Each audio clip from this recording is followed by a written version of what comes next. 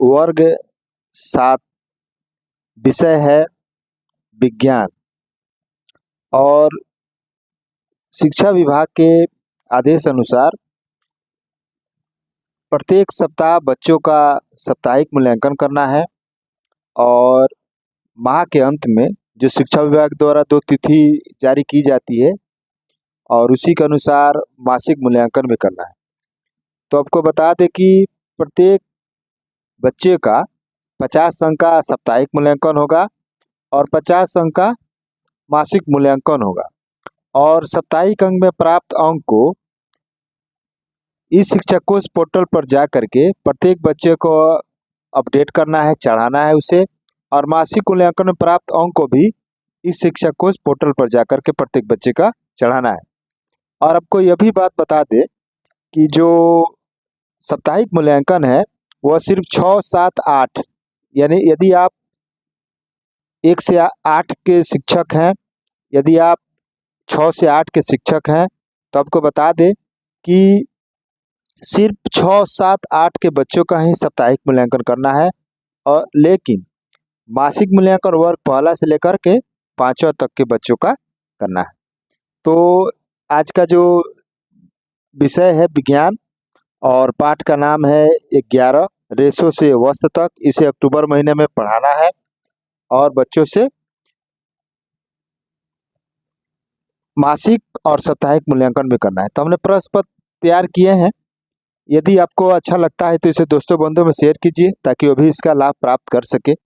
अगर आपका इसका पीडीएफ चाहिए तो आप हमें कमेंट कीजिए, हम आपको इसका पीडीएफ उपलब्ध करा देंगे। तो जैसे पहला प्रश्न लेते हैं कि ऊन हमें किससे प्राप्त होता है? बकरी से, भेड़ से, गाय से, इनमें से कोई नहीं। तो इसका ऊन जो प्राप्त होता है वह भेड़ से प्राप्त होता है। दूसरा प्रश्न लेते हैं, भूरा तागा कहाँ पाया जाता है? पंजाब में, गुजरात में, उत्तर प्रदेश में, अमेरिका में। तो इसका सही उत्तर है सी, उत्तर प्रदेश में। तीसरा प्रश्न लेते हैं कि दरी ऊन कहाँ पाया जाता है? पंजाब में, गुजरात में, उत्तर प्रदेश में, अमेरिका में। तो इसका सही उत्तर है ए। चौथा प्रश्न लेते हैं,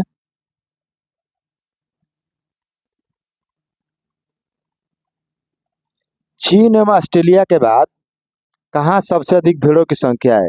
नेपाल, भारत, गुजरात, अमेरिका। तो इसका सही उत्तर है भारत। ये जितने भी प्रश्न तैयार किए गए हैं वह किताब से ही बनाए गए हैं, ताकि बच्चों को आप पढ़ा रहे हैं तो किताब पढ़ा रहे हैं और किताब से ही अब वस्तुनिष्ठ प्रश्न को बनाए गए हैं। आप इसका उपयोग साप्ताहिक मूल्यांकन में कर सकते हैं और मासिक मूल्यांकन में कर सकते हैं। पांचवा प्रश्न लेते हैं, कहाँ का भेड़ सबसे अच्छा ऊन पैदा करता है? नेपाल, भूटान, भारत और न्यूजीलैंड। तो इसका सही उत्तर है न्यूजीलैंड। छठा प्रश्न लेते हैं, भेड़ के शरीर के बाल के साथ साथ उसके चमड़ी की पतली परत को काट कर अलग हुआ लेने की प्रक्रिया क्या कहलाती है? ऊन बिनाई, ऊन कतराई, ऊन कटाई, इनमें से कोई नहीं। तो इसका सही उत्तर है ऊन कटाई। सातवां प्रश्न लेते हैं, मध्यम कोटि के ऊन के रेशों की लंबाई कितनी होती है? 6 से 7, 8 से 10, 10 से 17, 12 से 17। तो इसका सही उत्तर है ए, 6 से 17। आठवां प्रश्न लेते हैं, सिल्क शलभों से सिल्क रेशे प्राप्त करने की संपूर्ण प्रक्रिया क्या कहलाती है? सिल्क उत्पादन, रेशम उत्पादन, दोनों, इनमें से कोई नहीं। तो इसका सही उत्तर है सी।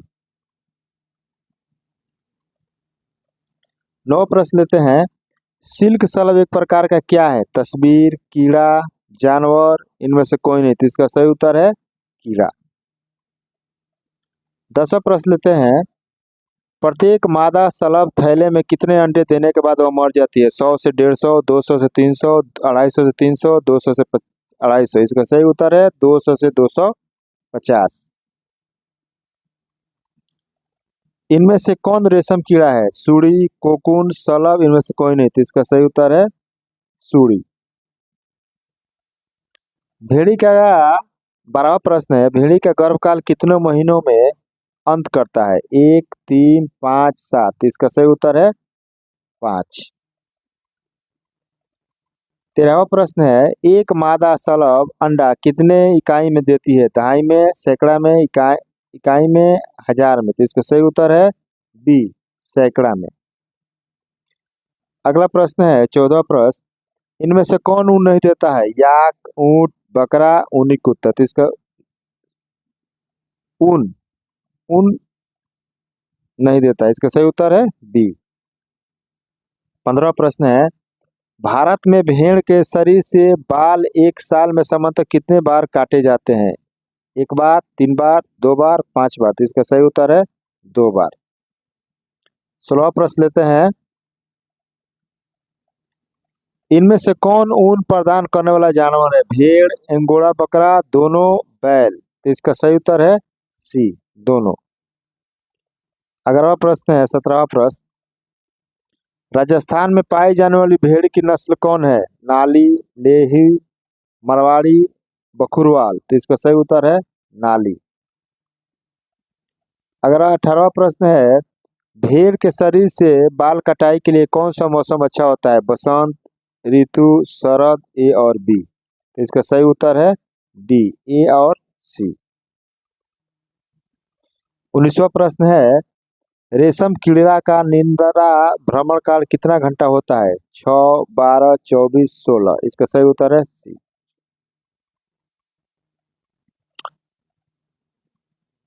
अगला प्रश्न है, कोकून, तैयार कोकून लगभग कितना सेंटीमीटर लंबा होता है? 2, 4, 6, 8। तो इसका सही उत्तर है 4।